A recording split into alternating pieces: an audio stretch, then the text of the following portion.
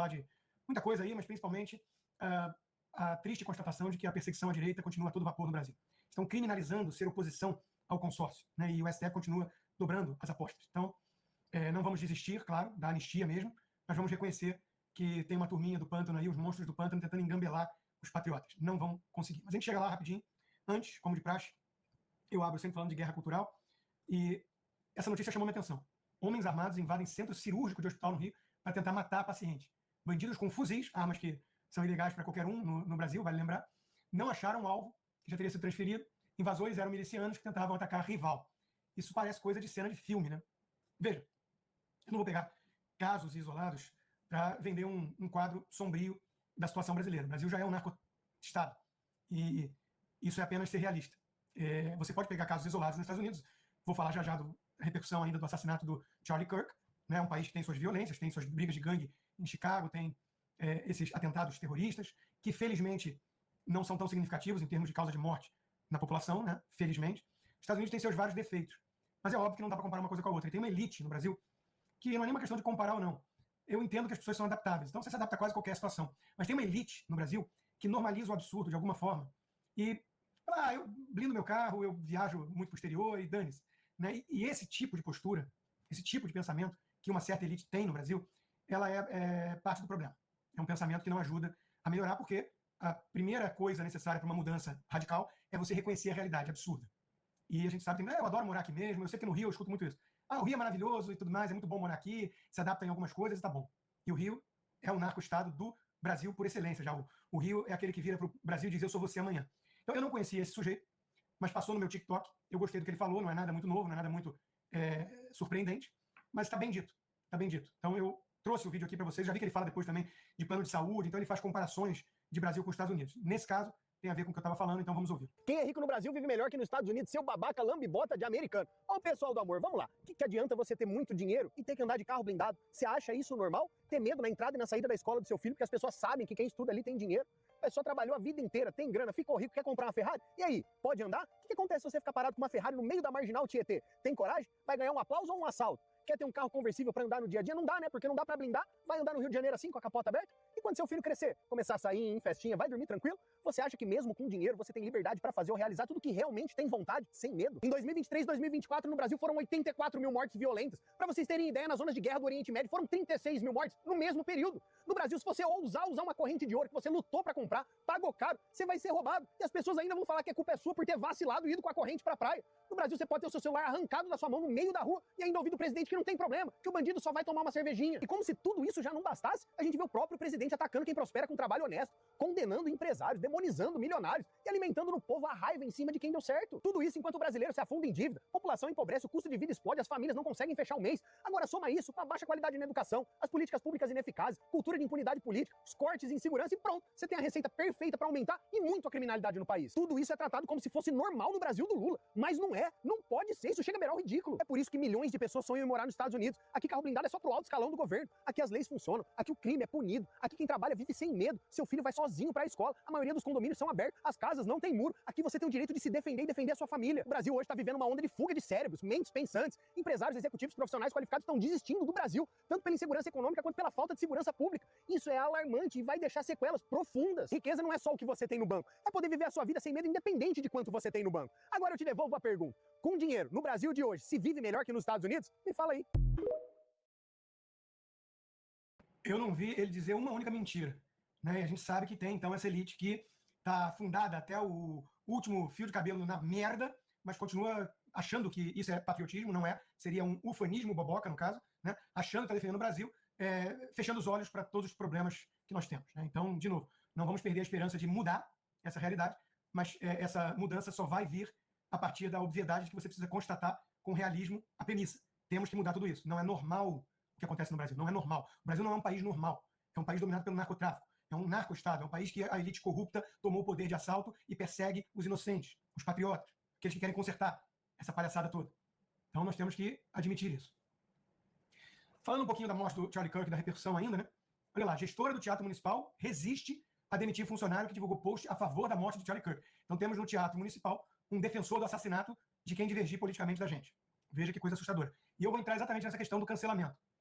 chamar a cultura do cancelamento representa uma ameaça à liberdade de expressão, Mila Lacombe dizia, não, agora está choramingando e dizendo o oposto. Escritor criticado, olha a cara de pau da Folha de São Paulo, escritor criticado por fala sobre a morte de Charlie Kirk tem contrato de 3,27 milhões com a Caixa. Não, ele não falou sobre a morte do Charlie Kirk. Ele comemorou a morte do Charlie Kirk, que é o Peninha, o Eduardo Bueno, e ainda disse que os filhos estariam melhor se crescessem agora, vão crescer sem o pai. Né? Então é um sujeito de alma podre, abjeto, que fez uma declaração abjeta e tem um contrato de quase 5 milhões de reais com o governo. Ele tinha até contrato no Senado.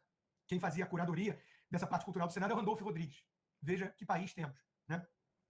Bom, foi tema da minha coluna na Revista Oeste essa semana, porque esse debate se espalhou pelos Estados Unidos essa semana.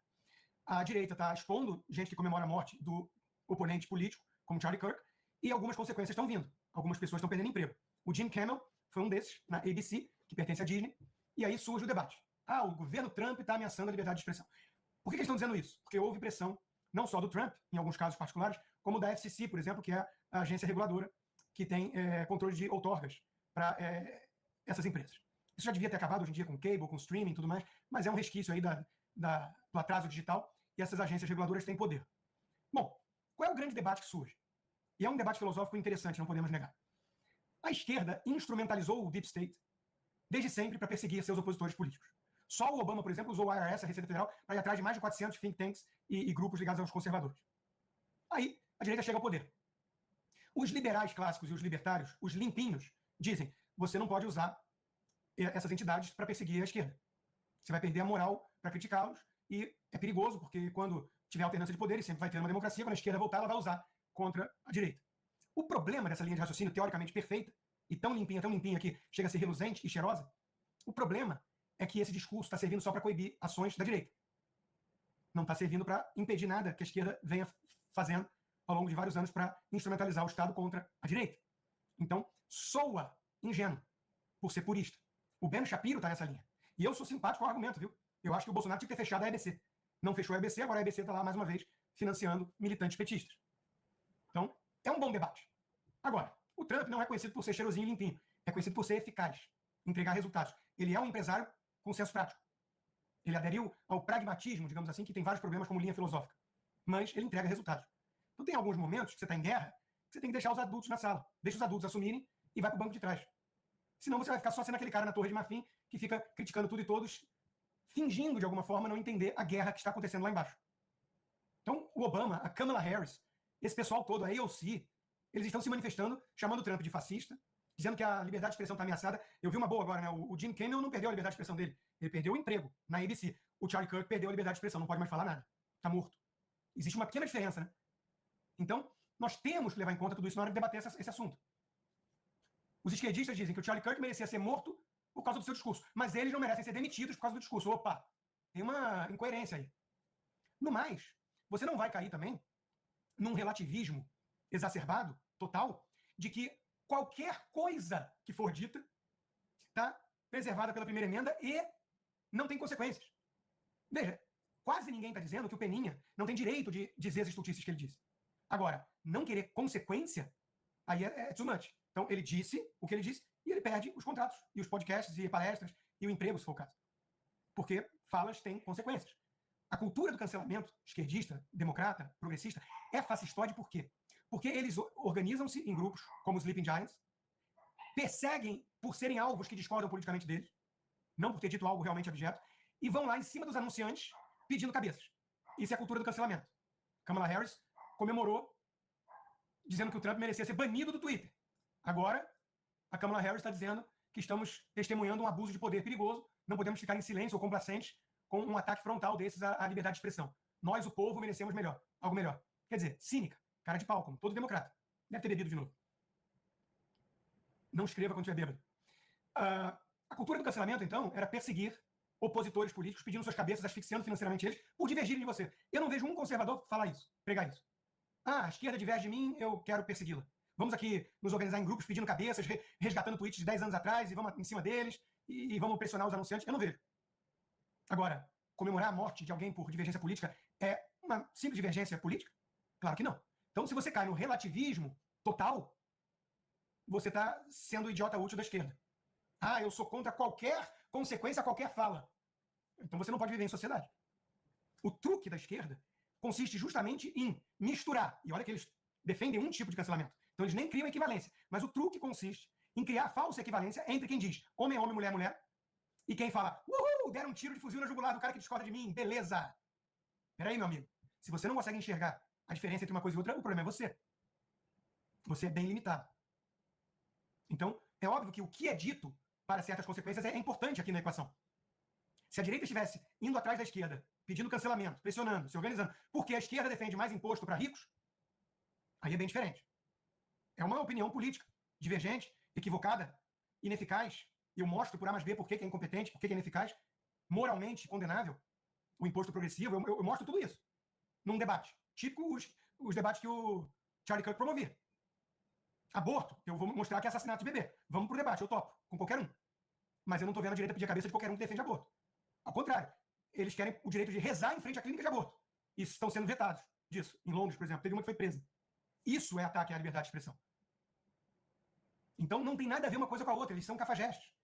Eles estão saindo das tocas imundas que eles habitam por pura hipocrisia agora, tentando acusar os seus adversários daquilo que eles fazem, porque é o que todo socialista, no fundo, faz. Obama, Kamala Harris são socialistas.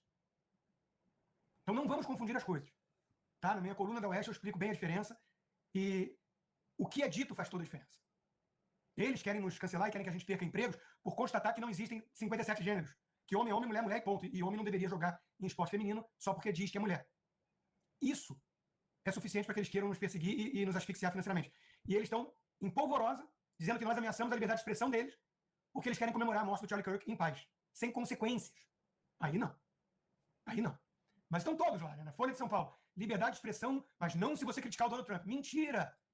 O Trump é o cara mais criticado do mundo, como o Bolsonaro era durante seu governo. Não tem ninguém perseguido e preso por isso. Mentira! A Folha de São Paulo espalha fake news para fazer seu ponto. O governo Trump inflama a guerra cultural nos Estados Unidos após morte de Charlie Kirk. De novo, tudo que o Trump está dizendo é: não vamos aceitar pessoas que querem nos matar por divergirem da gente. Isso é o que deveria querer todo mundo. Desejar todos. Inclusive democratas. Mentira, mais fake news, portanto. Trump não está inflamando nada. Aliás, se tem alguma coisa que inflamou os ânimos, foi um tiro de fuzil na jugular de um inocente. Que tal isso? Que tal lá questionar a premissa dela? Olha o Estadão.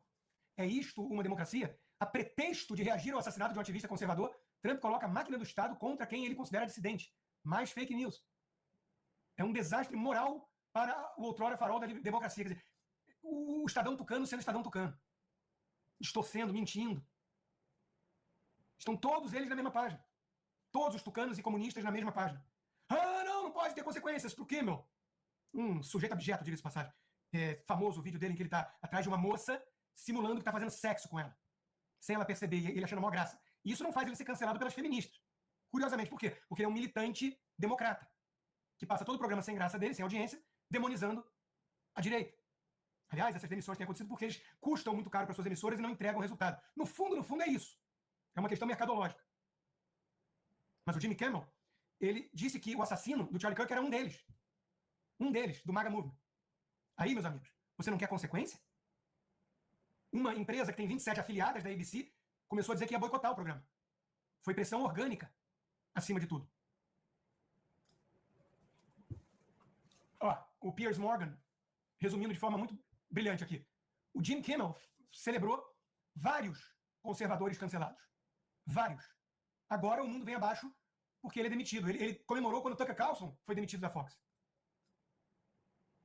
A diferença é que quando um Tucker Carlson é demitido da Fox, ele se reinventa com bastante audiência, mesmo que independente, num X da vida. Hoje em dia, ele anda bem esquisito cá entre nós. Mas os conservadores conseguem audiência. Essa turminha da patota democrata faz muito barulho, tem muito artista e ex-presidente como Obama por trás, dinheiro do Soros, mas audiência mesmo, para valer, se eles tiverem que ir por conta própria fazer uma live, eles não colocam nem 10 mil pessoas ao vivo que eu tenho agora aqui. Mas são os bambambãs. Não pode mexer com eles. É a nova aristocracia dos tempos modernos.